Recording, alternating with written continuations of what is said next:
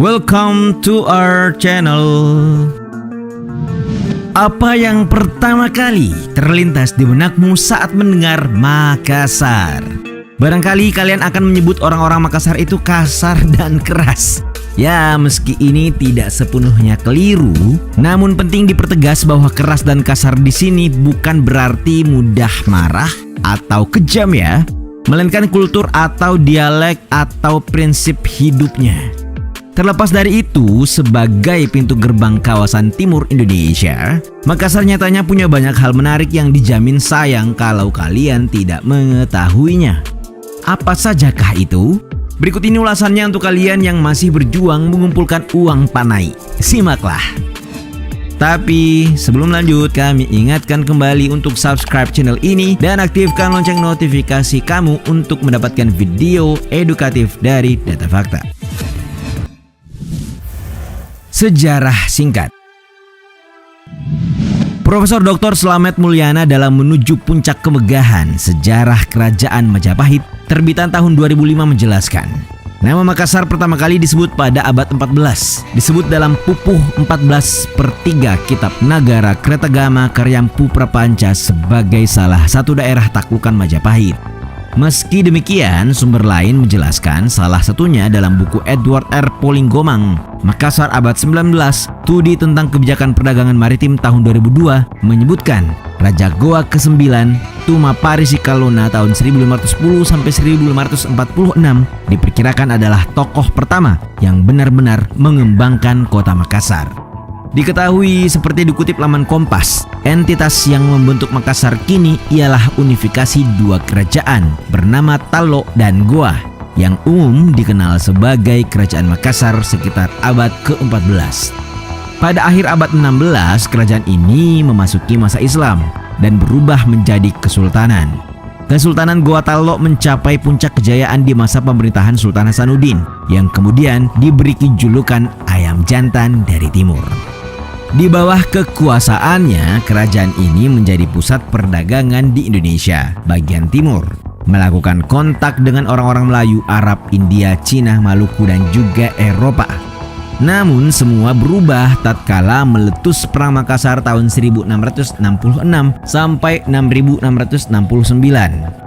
Armada VOC Belanda di bawah pimpinan Cornelis Pilman yang bersekutu dengan Arung Palaka berhasil mengalahkan Goa Tallo dan memaksa menandatangani perjanjian Bongaya. Kontak dengan Australia.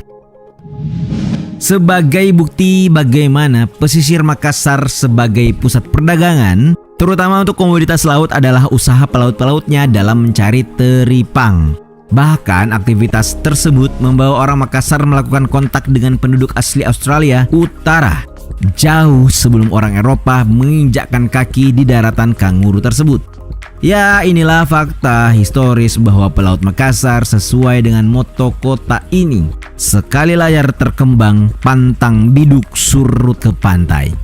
C.C. McKnight dalam tulisannya Voyage to Marigi, Makassar Tripangers in Northern Australia tahun 1976 menunjukkan bahwa Pelaut Makassar mulai sering mengunjungi bagian utara Australia sekitar tahun 1700 untuk mencari teripang.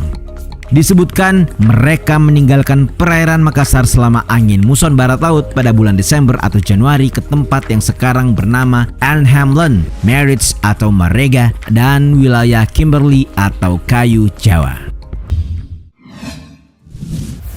Dahulu kala bernama Ujung Pandang.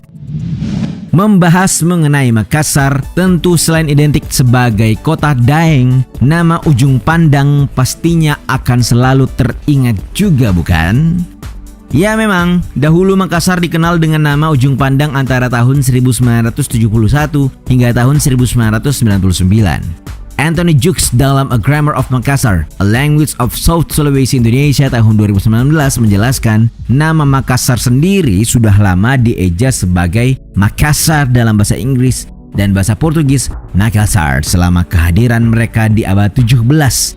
Meski begitu, Belanda pada akhirnya mengejanya dengan sebutan Makassar dan Makassar selama mereka berkuasa atas kota ini sebagai bagian dari Hindia Belanda.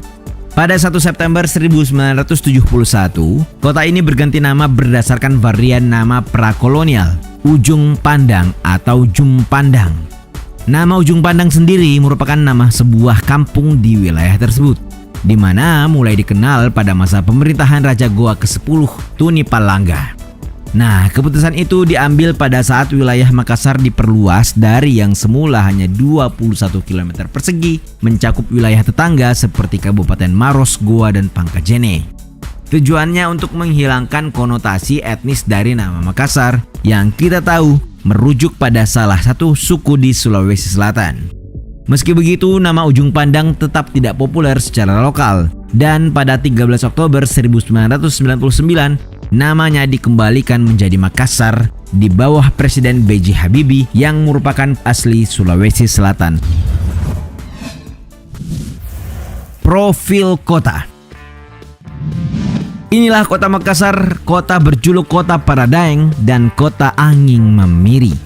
Merupakan kota metropolitan terbesar di kawasan Indonesia Timur, sekaligus ibu kota Provinsi Sulawesi Selatan. Kota ini terletak di pesisir barat Pulau Sulawesi, berbatasan dengan Selat Makassar di sebelah barat, Kabupaten Pangkep di utara, Kabupaten Maros di timur, dan Kabupaten Goa di selatan.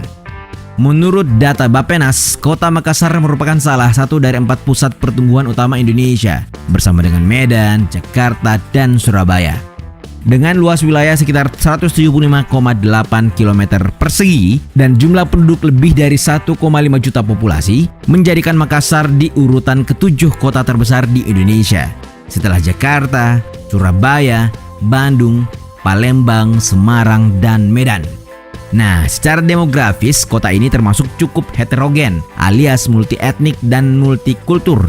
Di antaranya yang signifikan jumlahnya antara lain suku Makassar, Bugis, Toraja, Mandar, Buton, Jawa, dan Tionghoa.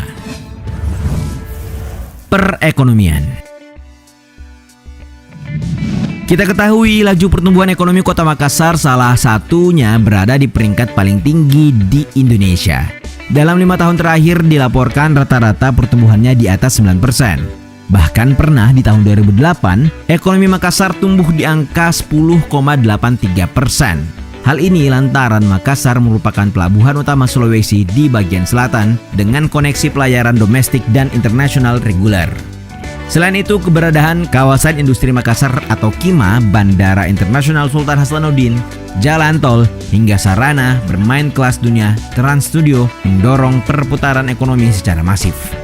Melansir laman Sulawesi.Business, pada triwulan 2 tahun 2019 saja, Makassar mendapat penanaman modal dalam negeri atau PMDN dan penanaman modal asing atau PMA masing-masing 601,1 miliar rupiah dan 1 triliun rupiah.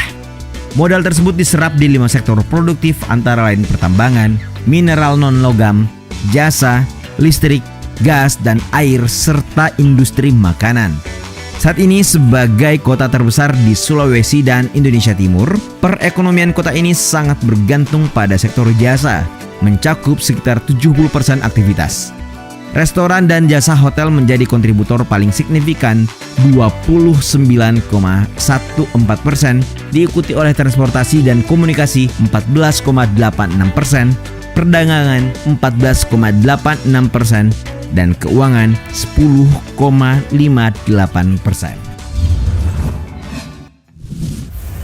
Wisata dan kuliner. Seperti halnya kota-kota besar lain di Indonesia, juga tidak pernah ketinggal akan destinasi wisata, baik wisata alam maupun non-alam. Letak pusat kotanya yang strategis tepat di area pesisir membuat kota ini menarik untuk dikunjungi, terutama bagi yang hendak menikmati kota sekaligus pantai. Dua tempat yang paling ikonik di Makassar tentu saja adalah Pantai Losari dan Benteng Fort Rotterdam. Khusus yang kedua, di awal berdirinya seperti dilansir Liputan 6, benteng ini dinamai Jumpandang. Tetapi masyarakat lokal lebih sering menyebutnya Benteng Panyuah. Dalam bahasa Makassar berarti hewan penyu. Hal ini dikarenakan bentuknya yang menyerupai penyu menghadap ke pantai saat kita melihatnya dari ketinggian. Ya, landmark ini telah tercatat sebagai lokasi untuk berbagai kegiatan seni dan budaya. Satu yang paling populer adalah Makassar International Writers Festival atau MIWF. Selain wisata sejarah, beberapa tempat-tempat eksotis yang terkenal di Makassar antaranya Pulau Kayangan, Pulau Gusung, Pulau Samalona, Kodi Ngarengkeke, hingga Pulau Kapoposang. Sementara untuk wisata non-alam ada Benteng Sumba Opu, hingga Masjid 99 Kuba, dan tentu masih banyak lagi. Anyway, selain tempat-tempat tadi, Makassar juga dikenal lantaran memiliki kuliner khas yang bikin kita selalu rindu. Ya, sebut saja coto Makassar, pisang ijo, jalang kote, palu butung, sop sadara, hingga sop konro.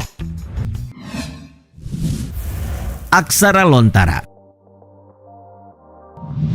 Bahkan tidak semua suku Indonesia memiliki semacam sistem tulisan yang biasa disebut aksara tradisional. Nah, bagi kalian orang Makassar pastinya harus berbangga dengan fakta satu ini. Pasalnya, aksara yang dikenal dengan nama aksara Lontara ini telah menjadi satu identitas kuat dan penting di Sulawesi Selatan, terkhusus di Makassar. For your information, Lontara sendiri berasal dari kata lontar, sejenis tumbuhan yang berasal dari Sulsel. Aksara ini terdiri atas 23 huruf untuk Lontara Bugis dan 19 huruf untuk Lontara Makassar. Yang membedakannya, pada aksara Bugis terdapat huruf atau ejaan engka, empa, enca, dan ra. Sedangkan dalam aksara Makassar huruf tersebut tidak ada. Bagi yang belum tahu nih, bentuk dasar aksara ini cukup filosofis loh, yaitu filosofi sulapa apa wala suji. Sulapa apa dalam bahasa setempat memiliki arti 4 sisi, di mana ini merupakan simbol kepercayaan masyarakat Bugis dan Makassar kuno yang terkait 4 unsur pembentuk manusia, yaitu tanah, api, air, dan udara. Nah, itulah tadi beberapa fakta tentang Makassar, salah satu kota penting di Indonesia. Adakah itu pengalaman menarik ketika kalian mengunjungi kota Paradaeng ini? Bagi Kidi di bawah